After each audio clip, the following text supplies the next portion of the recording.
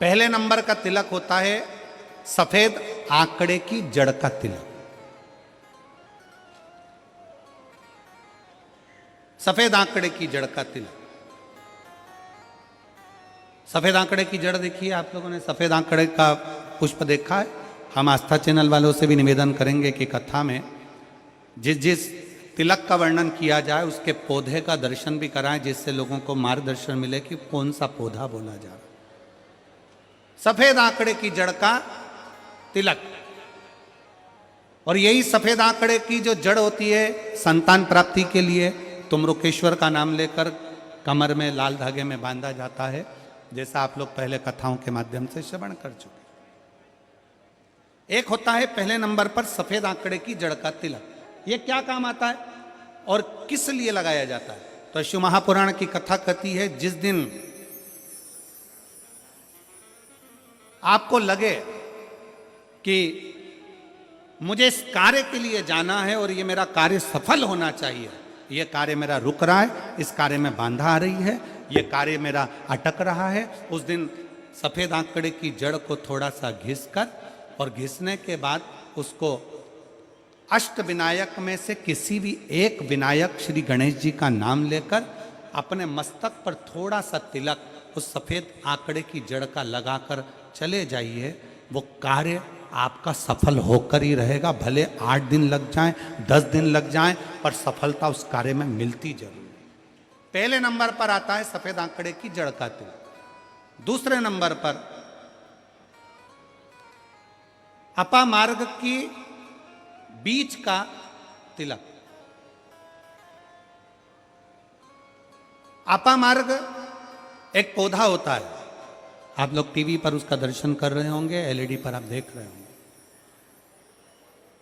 अपामार्ग की जड़ का अर्थात अपामार्ग का जो पौधा होता है उसका जो बीज होता है, जैसे आप ऊपर लगा हुआ देख रहे हैं, इसमें बीज लग रहा है, पौधे को आप लोग देख रहे होंगे टीवी पर, एलईडीओ पर, एलईडी भी चल रही है, एलईडीओ पर भी देख रहे होंगे कि ये अपामार्ग का जो पौधा होता है ये आपको आपके घर के आसपास में कहीं पर भी मिल जाएगा, जंगल में मिल जाएगा, आपके घर के पास लगा हुआ मिल जाएगा, ये हर कहीं लग जाता है।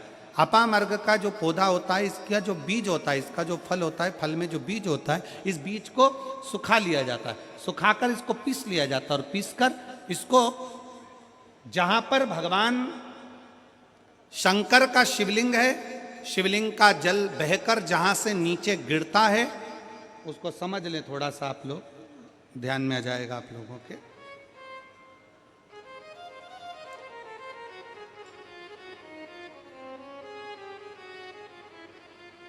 इधर देखिए, शिवलिंग की ओर ध्यान देंगे।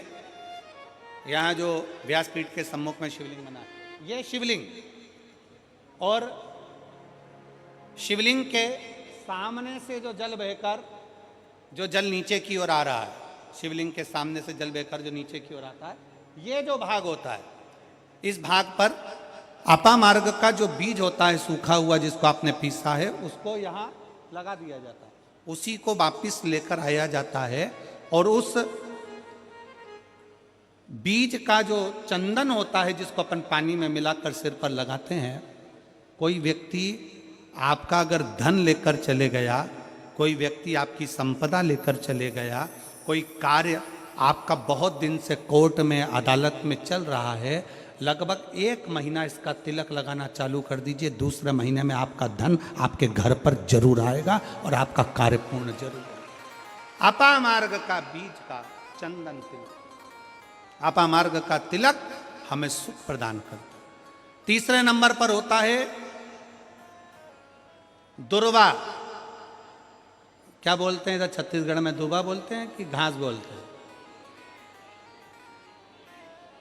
जो गणेश जी को चढ़ाते हैं दुर्वा, दुर्बी, ठीक है, टीवी पर आप लोग देख रहे हैं, दर्शन कर रहे होंगे। दुर्वा, दुर्बी, जिसको छत्तीसगढ़ में दुर्बी कहते हैं, दुर्वा कहते हैं, जो गणेश जी को चढ़ता है, दुर्वा।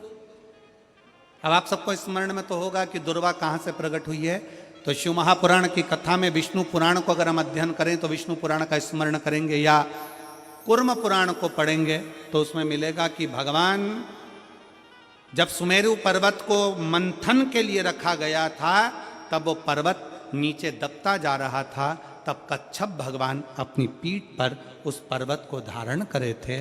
कच्छप भगवान जब पीठ पर धारण करे तो समझ लो भगवान नारायण की जंघा पर ही वो पर्वत रखा हुआ था जिसको घर्षण किया जा रहा था, घर्षण किया।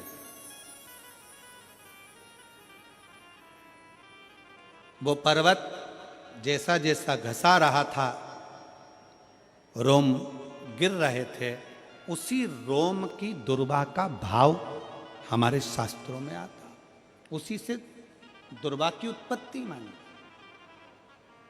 दुर्वा गणेश जी को प्रिय है। और दुर्वा का फल कितना है? दुर्वा का फल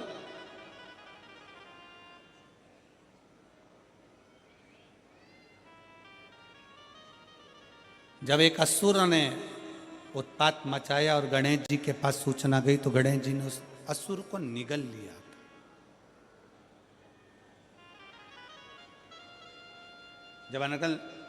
जब देखा अनायास उस असुर की ओर देखा तो भगवान गणेश जी ने उसको निगल कर अपने गर्भ में, अपने पेट में उसको धारण कर, अंदर ज्वाला उत्पन्न हुई। भगवान शंकर ने एक दुर्वा गणेश जी को दी, उन्होंने पाई, अंदर बैठा हुआ असुर समाप्त हो गया।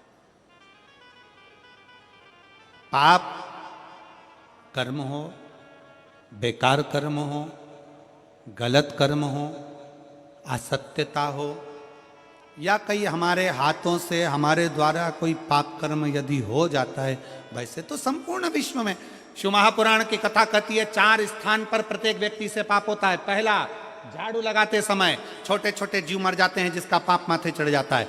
दूसरा, अग्नि जलाते समय छोटे छोटे पतंगे जल जाते हैं जिसका पाप मस्तक पर चढ़ जाता है। तीसरा, जल में कपड़े धोते समय, स्नान करते समय छोटे छोटे जीव मर जाते हैं जिसका पाप माथे चढ़ जाता है। चौथे नंबर का, चलकर जाते समय अपने पांव के नीचे, चप्पल के नीचे छोटे छोटे जीव मर जाते हैं जिसका पाप माथे चढ़ जाता है। शिव महापुराण की कथा कहती है एक दुर्वा शंकर जी को, एक दुर्वा गणेश जी को जब हम समर्पित करते हैं तो हमारे मस्तक का सारा पाप अपने आप समाप्त हो जाता है। दुर्वा में इतना तेज होता दुर्वा।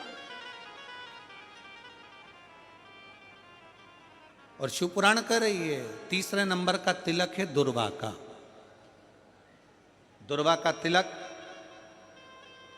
दुर्वा को चढ़ी हुई जब छोटी सी दुर्वा लेकर उसको सूखने के बाद भस्म बनाकर शंकर को चढ़ाकर उस भस्म को लाकर मस्तक पर यदि तिलक लगाया जाए, उस दुर्वा का तिलक यदि मस्तक पर लगाया जाए,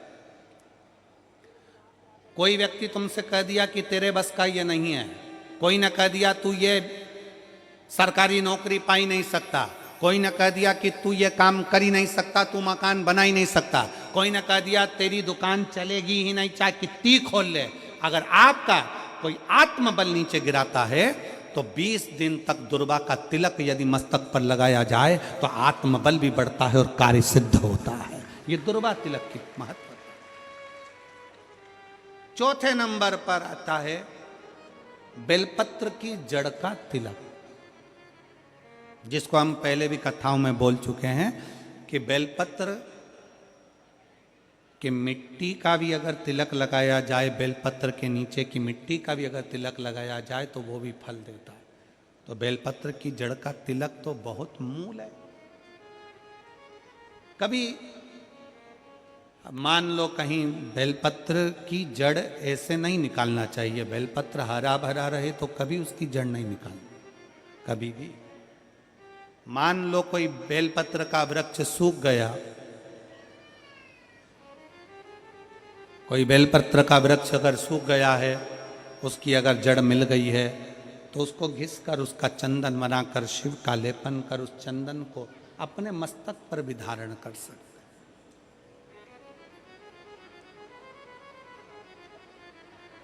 क्या होगा उससे?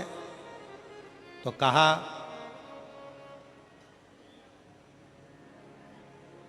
किसी व्यक्ति को कोई कार्य के हेतु आपने बोला है, और वो व्यक्ति कार्य से इनकार कर रहा है, मना कर रहा है कि ये मेरे बस का नहीं है, मैं नहीं करूंगा, उठाओ तुम्हारी फाइल लेकर जाओ यहां से, ये मैं नहीं करूंगा।